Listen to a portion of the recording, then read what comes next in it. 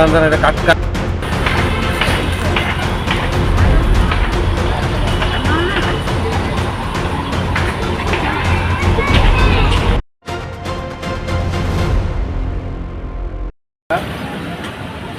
Just আমরা খবর পেলাম যে একটা মেল বডি এখানে কাটাখালের অবনগর কাটাখালের মধ্যে রয়েছে।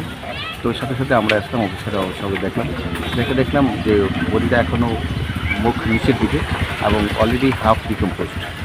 তো বডিটা ফুলে গেছে, চেহারাটা আইডেন্টিফাই করা কঠিন।